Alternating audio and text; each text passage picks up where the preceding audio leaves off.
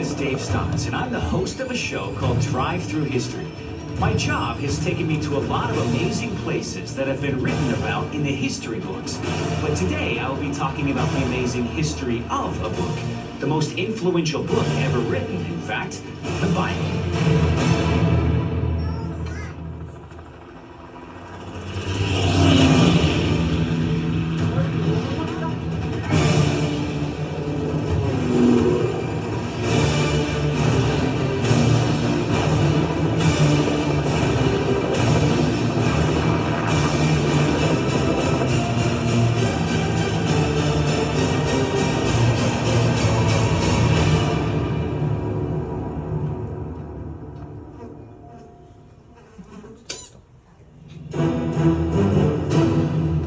Hello, David. Nice landing, as usual.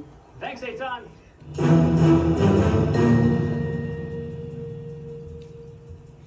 Hatzor was once the largest stronghold city in northern Canaan. When the Israelites arrived, they needed to conquer the city. Here you can see the ruins of Hatzor from the time of Joshua's conquest, as described in the book of Joshua. The book of 1 Kings tells us that about 400 years later, King Solomon rebuilt and fortified Hatzor to be a stronghold city of his own. If you come here today, you can see remains that go back to the Israelites, a gate to the city, huge storehouses, and a major water system. Archaeological sites like this allow us to connect the past to the present. Discoveries are being made every day that help us better understand the Bible. Many have said that the Bible is one of the most incredible stories in history, but there's another incredible story to be told. That is the astonishing history of the Bible's transmission and survival over the centuries. Okay, wonderful to see you, David. Thanks, Eitan. Despite war, burning, persecution, and pillaging, the Bible has pressed on to become the perennial bestseller of all time. Okay. The ruins at Hatzor allow us to discover the world where the ancient Israelites lived. While residing in towns like these, they passed down their stories they recorded in biblical books such as Joshua, Kings, Samuel, and Jeremiah. In time, accounts were written down, copied, and shared through the centuries. In the last century, we uncovered the earliest biblical manuscripts ever found, remarkable evidence for the history of the written Bible. In 1946, on the northwest shore of the Dead Sea, Bedouin shepherds made one of the greatest manuscript discoveries of all time here in these caves, the Dead Sea Scrolls. They are comprised of the remains of hundreds of separate scrolls, represented by tens of thousands of fragments. Based on various dating methods, we know that most of the Dead Sea Scrolls were originally produced between 200 BC and AD 70, making them collectively the oldest examples of the Hebrew Bible to survive anywhere in the world. Some of the biblical texts discovered here above Qumran are in substantial agreement with the Masoretic text, which is used as the basis for many translations of the Hebrew Bible we still read today. The Dead Sea Scrolls demonstrate their careful transmission over time.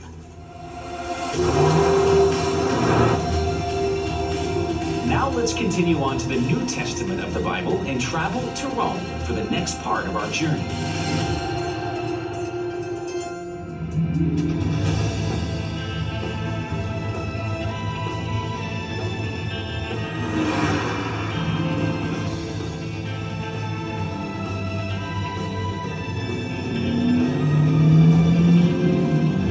The central focus of the New Testament of the Christian Bible is a man known as Jesus of Nazareth and the church founded in his name. The Gospel of Luke tells us that as Caesar Augustus ruled from here in Rome, Jesus was born in the small Judean town of Bethlehem. He had a short ministry in Galilee and Judea, and he was crucified just outside the walls of Jerusalem.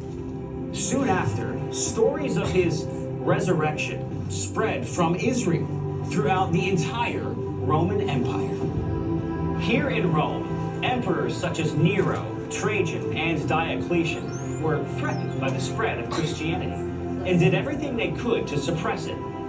By about AD 325, the growing influence of Christianity finally won out, when Roman Emperor Constantine, whose arch you can see right behind me, commissioned the production of 50 complete Bibles. In 382, Pope Damasus I asked a scholar named Jerome to produce one standard Latin text of the Gospels. Later, Jerome was here in Bethlehem, where he spent the rest of his life as a hermit in a cave. It was here where he and a few associates completed the Latin version of the Hebrew Bible in about AD 405. By the end of the 16th century, Jerome's entire Latin version, known as the Vulgate, would be reconfirmed as the official Latin Bible of the Roman Catholic Church. For the next 1,000 years or so, we're in the Middle Ages, or what some call the Dark Ages. During this period, the main story surrounding the Bible was the translation and preservation of the text. Small groups of dedicated monks and scribes, often living in desolate places around the world, would hand copy the biblical texts. Despite raids, wars, fires, and diseases, the biblical manuscripts survived. During these years, early rabbis compiled Jewish laws on a variety of topics based on the written Torah and the oral tradition. Rabbis collected laws in the Mishnah. This document was discussed by sages and collected in 2 versions of the Talmud. Together, these documents served as authoritative interpretations of the laws and teachings of the Hebrew Bible for future generations. During the Middle Ages, rabbinic scholars such as Rashi and Maimonides wrote key commentaries and philosophical works related to the study of the Torah and the rest of Jewish tradition. It remained only for the invention of printing to make Jewish traditional texts accessible to all who wished to study them.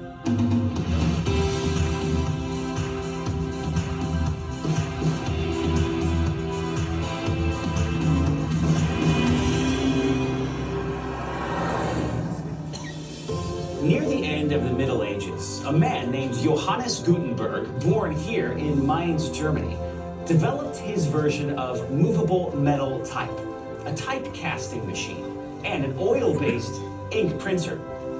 Using the text of Jerome's Vulgate, Gutenberg and his partner began printing the Latin Bible in 1452.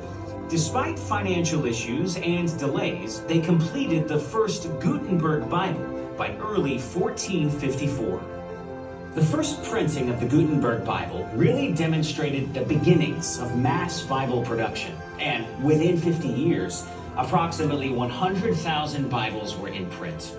As printing advanced and presses started operating around Europe, Bible translations in languages other than Latin began to grow in popularity.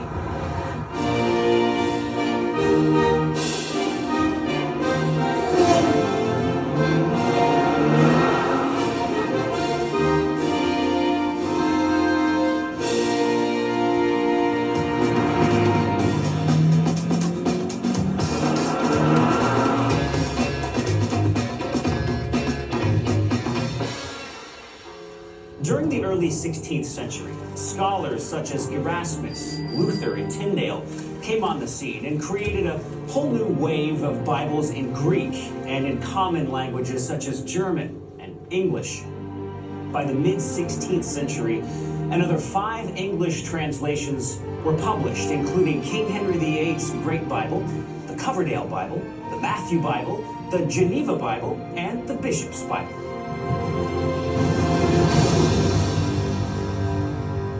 In the early 17th century, the first edition of the King James Bible was published in England, portions of which were translated here at Westminster Abbey.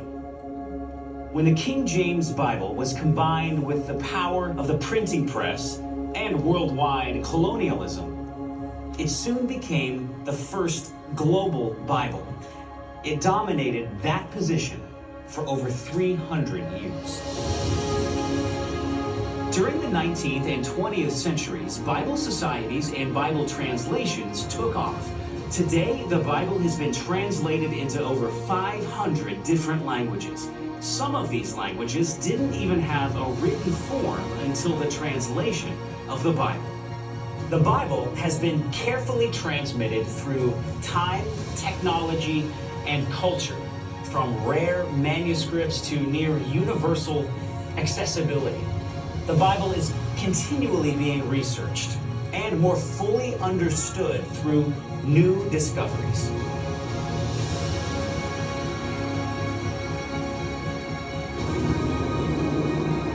Many people think that the further we progress from the ancient world of the Bible, the more disconnected we become from this old book. But actually, today's science is helping us better understand how carefully the Bible has been transmitted through time.